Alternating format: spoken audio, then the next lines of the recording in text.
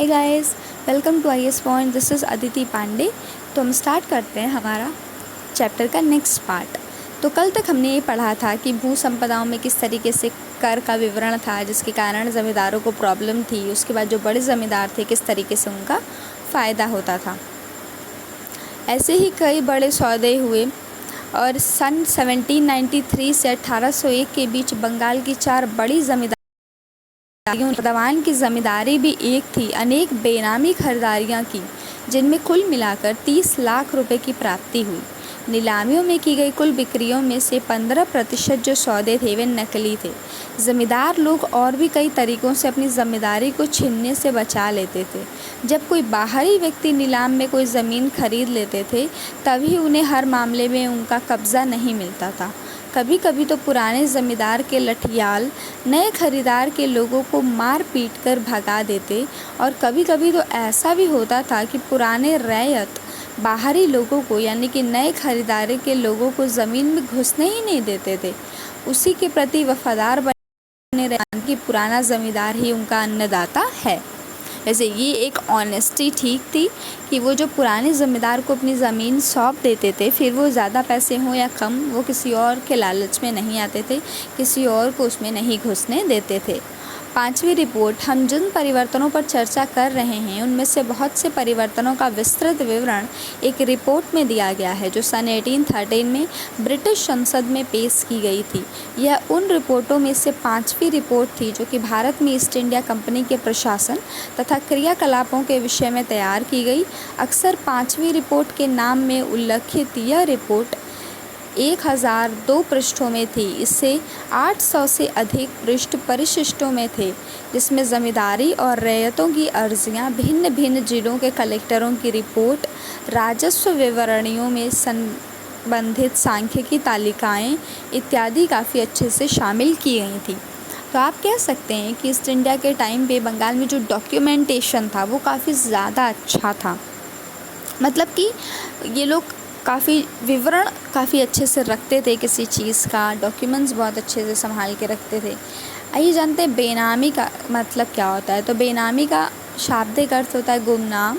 हिंदी तथा कुछ अन्य भारतीय भाषाओं में हम इस शब्द का प्रयोग ऐसे सौदों के लिए करते हैं जो किसी फर्जी या अपेक्षाकृत महत्वहीन व्यक्ति के नाम से किए जाते हैं और उनमें असली फ़ायदा पाने वाले व्यक्ति का नाम ही नहीं होता है। लठियाल का शाब्दिक अर्थ है वह व्यक्ति जिसके पास लाठी या डंडा हो। ये ज़मींदार के लठैत यानी डंडेबाज पत्थर होते हैं। कंपनी ने 1760 के दशक के मध्य में जब से बंगाल में अपने आप को स्थापित किया था, तभी से इंग्लैंड पे उसके क्रियाकलापों पर बारीकी से नज़र रखी जाने लगी थी।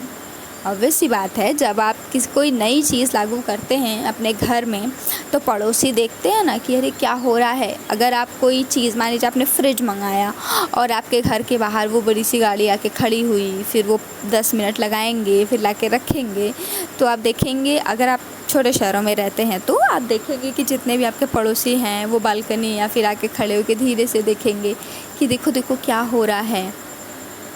तो ये सारी चीज़ें आपको देखने को मिलेंगी और ये काफ़ी ज़्यादा नॉर्मल है। उस पर चर्चा भी की जाती थी। ब्रिटेन में बहुत से ऐसे लोग भी थे जो भारत तथा चीन के साथ व्यापार पर ईस्ट इंडिया कंपनी के एकाधिकार का विरोध करते थे।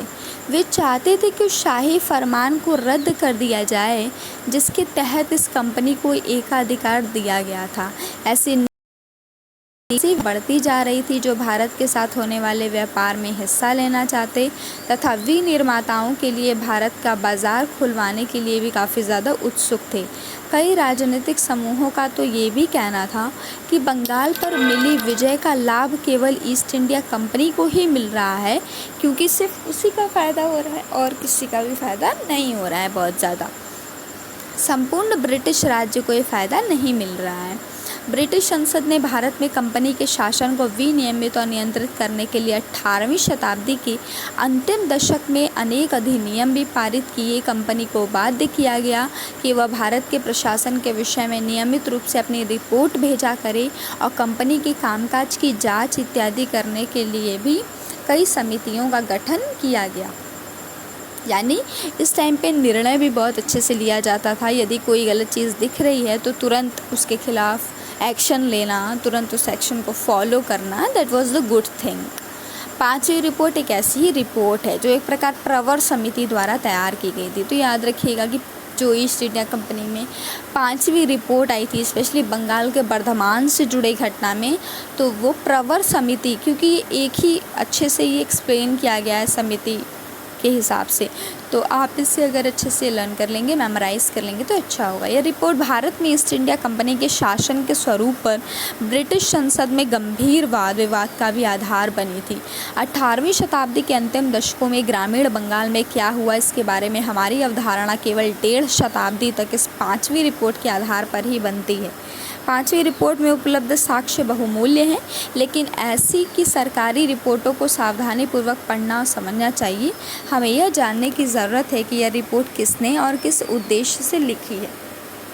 अगर हम आपको कोई भी एक किसी की डायरी दें और बताएं ना कि उसके जीवन में क्या हुआ है, तो आप तो अपने से ही उसकी स्टोरीज़ बना लेंगे ना। मतलब आपको तो डायरी में सिर्फ क्लू मिलेगा, ऐसा तो नहीं मिलेगा कि बिल्कुल एक एक चीज़ लाइन टू लाइन मिलेगी। तो आप अपने से ही इमेजिनेट कर लेंगे कि हाँ वो कैसी होगी, कैसे किस तरीके से ये एग्ज़ाम हुआ होगा। मान लीजिए अगर उसने एग्ज़ाम के बारे में लिखा है तो, बट अगर असली जीवन आप देखते हैं तो शायद वो कुछ और हो। शायद उसने डायरी में लिखा होगा एग्ज़ाम बहुत टफ़ था, बहुत ज़्यादा टफ़ था, एक भी क्वेश्चन नहीं आ रहा था, ठीक है। लेकिन अगर आप उसकी जगह होते, देखते, तो आपको पता चलता कि हाँ उसने तो अच्छे से पढ़ाई नहीं की थी, तो एग्ज़ाम तो टफ़ होना ही था ना। अच्छे से पढ़ती तो एग्ज़ाम टफ़ क्यों होता, नहीं होता। अगर अच्छे से एक एक क्वेश्चन को रिवाइज़ करती, बार बार प्रैक्टिस करती, तो बिल्कुल भी एग्ज़ाम टफ़ नहीं होता। तो ये चीज़ आप उसकी लाइफ में रहते तो समझ पाते। तो बिल्कुल उसी तरीके से ये एक एग्ज़ाम्पल है, ठीक है। आगे चलते हैं।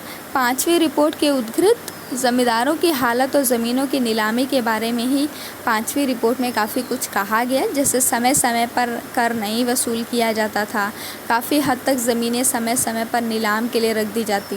स्थानीय वर्ष के अनुसार बिक्री के लिए विज्ञापन ज़मीन की निर्धारित राशि 2870,061 सिक्का रुपये थी और वो वास्तव में 1790 और 416 रुपये में बेची गई और 1418,756 रुपये की राशि जुम्मा के रूप में प्राप्त हुई। आगे चलते हैं। कुदाल और हल। आइए हम जानते हैं कि अपना ध्यान बंगाल की गीली ज़मीनों से हटाकर सूखले आंचलों पर स्थायी कृषि के क्षेत्र से हटाकर झूम कृषि के क्षेत्र पे लगाते हैं। अच्छा, ये झूम कल्टीवेशन क्या होता है, आप जानते हैं इसके बारे में? तो झूम कल्टीवेशन इज़ द कल्टीवेशन, इसमें क्या होता है ना कि किसी एक स्थान पे कोई कल्टीवेशन की गई, ठीक है। सबसे पहले ना ये लोग वो जगह ढूंढते हैं जहाँ पहले कोई खेती हो। मान लीजिए वो खेती हो, लेकिन उसमें जो भी प्रोडक्शन होनी थी वो हो चुकी है, सिर्फ पत्ते बचे, ठीक है। तो इन्होंने पूरी तरीके से उस ज़मीन को आग लगा दी, फिर अब वहाँ पे कुछ समय तक खेती की, 2-3 सालों तक खेती की, ठीक है। फिर उसके बाद उसकी जो सॉइल की फर्टिलिटी है वो थोड़ी सी कम होने लगती है, यानी जो सॉइल की उपजाऊ कह सकते हैं, वो उपजाऊ शक्ति है वो थोड़ी सी कम होने लगती है। तो ये उस ज़मीन को फिर 1 साल के लिए छोड़ देते हैं, फिर ये कहीं और जाके खेती करते हैं, ठीक है। और उसके बाद जब ये ज़मीन फिर से अपने आप ही, जैसे सॉइल को अगर आप छोड़ देंगे ना तो अपने आप ही वो फिर से उपजाऊ हो जाती है कुछ समय के पश्चात। तो ये भी कुछ समय के पश्चात जब ज़मीन ठीक हो जाती है तो फिर यहाँ पे कल्टीवेशन कर लेते हैं। इसे ही हम झूम कल्टीवेशन या फिर झूम कृषि कहते हैं।